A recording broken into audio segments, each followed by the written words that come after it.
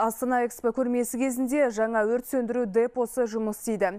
Заманауи талаптарға сай салынған кешен көрме аумағынан 2 шақырым жерде орналасқан. Егер оқыс оқиға бола қалған жағдайда өрт сөндірушілер шамамен 5-6 минутта жетеді. Жаңа нысанның жұмыс барысымен бүгін премьер-министрдің бірінші орынбасары Асқар Мамин танысты. Мұнда оқу-жаттығу мұнарасы, баскетбол, волейбол алаңдары мен бақылау өткізу пункті орналасқан.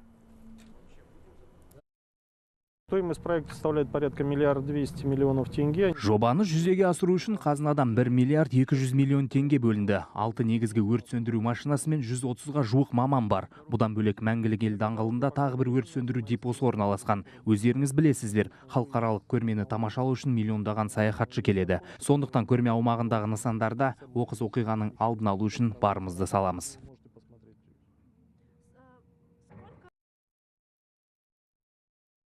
Орталықтағы көлік құралдарын тексеру тәртібімен танысты.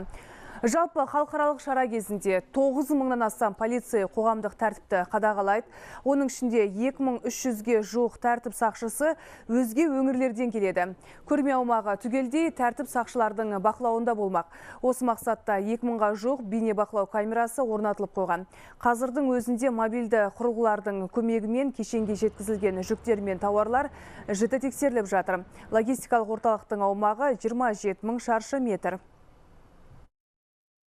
Всего товара, который будет выставляться на павильоны. Көрме аумағына келетін жүк, павильондарға қойылатын тауар болсын, ең алдымен осы орталықта тексеруден өтеді. Қауіпсіздік шараларына сәйкес жарылғыш, химиялық, адам денсаулығына зиян келтіретін кез келген затты анықтайтын арнайы құрылғы бар.